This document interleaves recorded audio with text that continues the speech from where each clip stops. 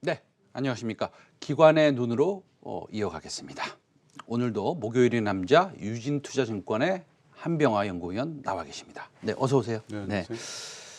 네, 한병화 위원. 사실은 제가 이제 유진투자증권의 한병화 연구위원이다. 이렇게 이제 맨날 매주 이렇게 소개를 드리는데 사실은 그 에너지 포럼의 이사로도 재직하고 계세요. 근데 그 에너지 포럼이라는 이 사단법인 이거 어떤 일을 하는 곳입니까? 에너지 전환 포럼은 그러니까 재생에너지든 에너지 전환과 관련된 주요 산업의 전문가들 그리고 기업들 그리고 뭐 일부 사실은 뭐 정치하시는 분들도 있습니다. 네네. 그런 분들이 다 모여서 네. 전환을 좀 어떻게 하면 빨리 할 것이냐 이런 것들을 이제 서로 얘기하고 의논하고 해서 좀 솔루션을 제공하는 일종의 싱크탱크 격입니다. 아, 싱크탱크다. 네. 그럼 뭐 사실은 정책을 입안하는데도 조금 도움을 주시고 그러 계시겠네요. 그렇습니다. 예, 많은 저희 모든 분들이 많은 도움을 주시고 계시죠 지금. 알겠습니다. 그러면은 여러 가지 많은 소식들을 많이 접하시겠네요. 네, 그렇습니다. 네, 그럼 한경 TV 최생민의 빅시에 대해서 많이 알려주시기 바랍니다. 네, 네. 유럽연합이 내년부터 자동차 산업에 대한 환경 규제를 대폭 강화했습니다. 배터리가 계속 폭발하고 그래서 그런가 보죠. 이제 배터리 제조와 판매 전 과정에 대한 이 기준 같은 것들, 이 기준도 이번 달에 제시하겠다고 유럽연합이 밝혔습니까? 네, 그렇습니다. 네. 예, 배터리가 폭발을 해서 그런 건 아니고요. 아, 그렇습니까? 배터리를 이제 전기차 배터리를 만들 때 탄소 배출을 최대한 줄여서 클린한 배터리를 만들어서 공급해달라 이런 내용이고요.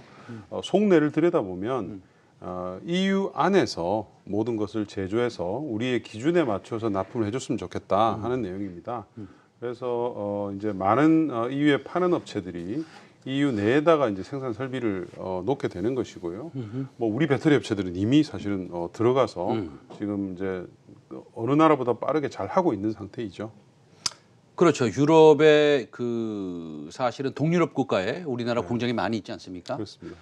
그런데 사실은 수출하는 부분도 분명히 있을 거라고 생각해요. 다시 그걸 좀 거꾸로 얘기하면 유럽에서 수입하는 그런 제품까지 모두 적용된다면 우리나라 배터리 회사한테는 조금 뭐라 그럴까요? 까다로운 기준이 자꾸만 적용되면 좀 불편하지 않겠습니까? 그래서 국내에서 네. 계속 이제 여기서 수출하는 전략은 아무래도 이제 조금씩 줄어들 것 같고요. 웬만한 업체들이 다 나가야 될 겁니다. 나가야 돼서 이제 그렇게 되면 이제 저희들이 이제 우려하는 것은 국내의 관련 이제 산업 제조 기반이 조금 이제 약해질 수 있으니까 그런 부분들을 이제 국내 수요 활성화로 조금 대응을 할 수밖에 없다. 이제 그렇게 보고 있어서 저 같은 사람은 이제 전기차 의무 판매제도, 전기차 수소차 의무 판매제도 이런 부분들을 이제 계속 제한을 하고 있는 상태이죠. 네, 지금 자막도 나오는데요. 탄소 배출 국가인 대한민국에는 부정적 영향이 있다. 이렇게 나오고 있는데 저 뜻은 무엇입니까? 그러니까 우리나라가 배터리 EU 기준 배터리를 수출하는 데 있어서 EU 기준으로 경쟁력을 갖기 위해서는 탄소 배출을 하지 말아야 된다라는 것이지 않습니까? 깨끗한 에너지원으로 그렇죠? 배터리를 만들어야 되는데 우리는 사실은 지금 그게 안 돼 있죠. 네. 뭐 재생에너지 비중이 4% 정도밖에 안 되니까요. 그래서 이제 유럽에다가 판매를 하는 업체들은 사실은 현지에서 만드는 것이 이제 가장 좋은 방법이고요. 그래서 사실은 우리 배터리 업체들이 대부분 다 해외에다 공장을 짓고 있죠. 유럽에 납품하는 것들은 대부분 다 유럽에 짓고 있고 관련 소재나 부품 회사들도 계속 지금 유럽으로 들어가고 있는 상태입니다. 그래서 이제 오해하시지 않으셔야 될 것은 네. 배터리 업체들은 사실은 별로 영향이 없습니다. 오히려 왜냐하면 이렇게 되면 중국 업체들, 네네. 중국에서 만들어서 저가로 유럽으로 판매하는 업체들이 앞으로 이제 들어가기 이제 사실상 힘들어지는 것이고요. 그렇기 때문에 이제 과거에 이제 유럽이 시장을 만들었다가 중국 업체들한테 다 뺏기고 이런 케이스들이 많았잖아요. 네네네. 대표적으로 태양광 같은 경우가 그렇죠.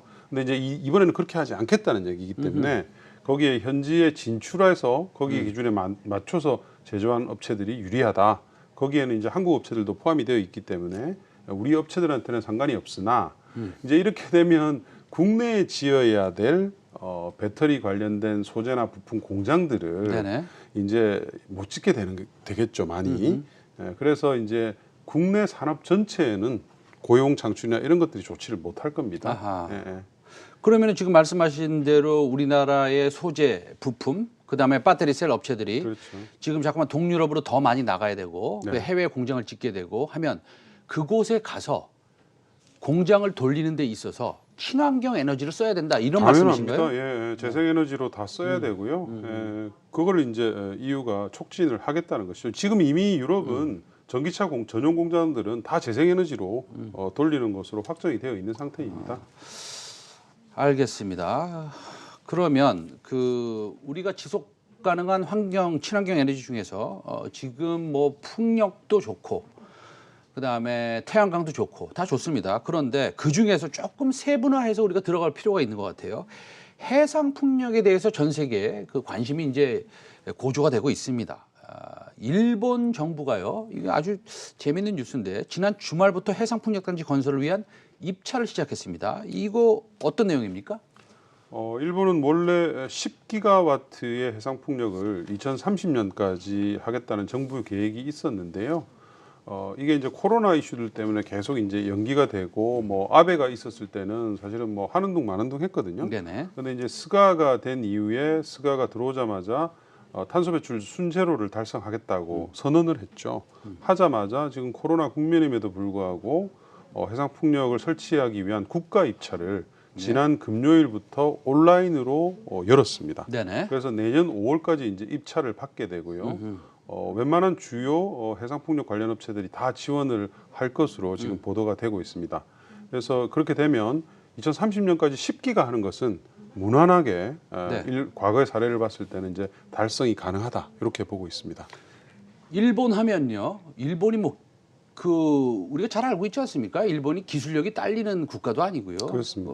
과거에 이 중공업 쪽에서는 세계 1위였고 미쓰비시 중공업 뭐 일단은 대표적이죠. 그렇다고 본다면 사실은 풍력 관련된 주요 부품들이나 이런 것들은 다 일본 회사에서 만들 수 있는 거 아닙니까? 아닙니다. 일본은 해상 풍력 쪽에 있어서는 사실은 기술이 없습니다.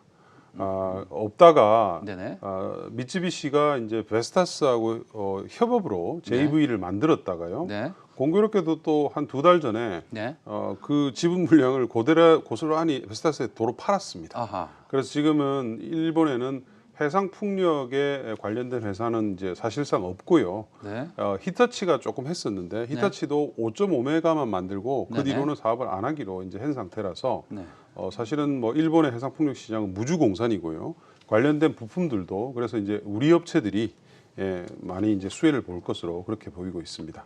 알겠습니다. 그러면 일본의 해상 풍력을 지금 그 입찰을 받고 있고 네. 지금 굉장히 이 민감한 시기고 그 입찰에서 우리가 소위 말해서 그 딜을 따내야 되지 않겠습니까? 그러면 어떤 뭐 회사들이 좀 가능성이 좀 있나요?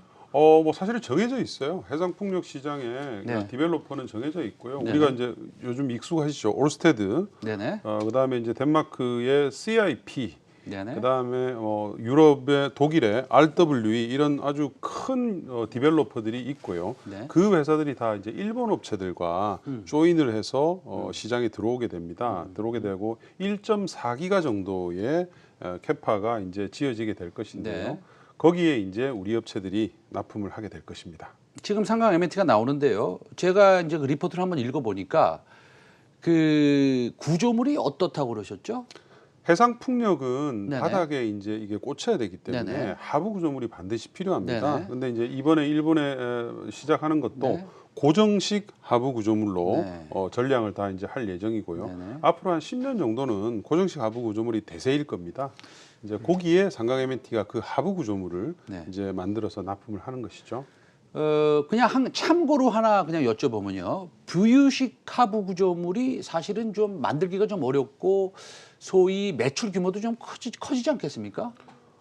부유식 하부 구조물이 글쎄 만들기가 어렵다기보다는 네네. 아직은 이제 글로벌 표준이 없어요. 아하. 그래서 이제 정해져 있지 않은 건데, 네네. 근데 이제 부유식 하부 구조물은 아직은 테스트 마켓 정도이고요. 이게 아마 2020년대 후반 정도 돼야지 어느 정도 표준화가 될 것 같습니다.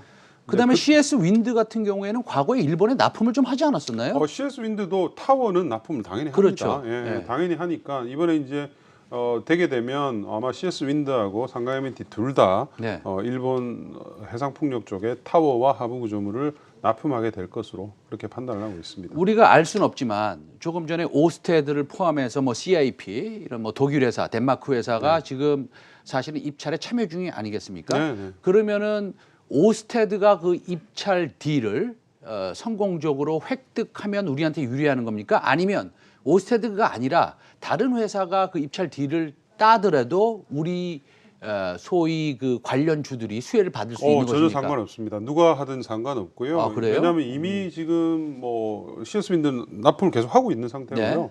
상강 M&T도 지금 이번 프로젝트 말고 네네. 국가가 주도하는 프로젝트 말고 민간이 주도하는 프로젝트에 대해서 납품하기 위해서 이미 일본 업체들과 일본 건설사들과 지금 수주 협상을 진행 중에 있습니다. 네네. 그래서 일본 시장은 그렇게 사실은 또 배타적인 시장이 아니에요. 태양광도 그랬었고 네네. 풍력도 마찬가지고 자기들은 자기가 목표하는 것만을 설치하면 된다. 네. 이런 위주로 나가기 때문에 사실 우리 업체들이 충분히 거기서 많은 이제 수혜를 볼 것으로 그렇게 판단을 합니다. 알겠습니다. 그러면은 일본의 풍력 시장 정확히 말하면 해상 풍력 시장이 열리고 있고 네, 입찰을 시작했다고 합니다.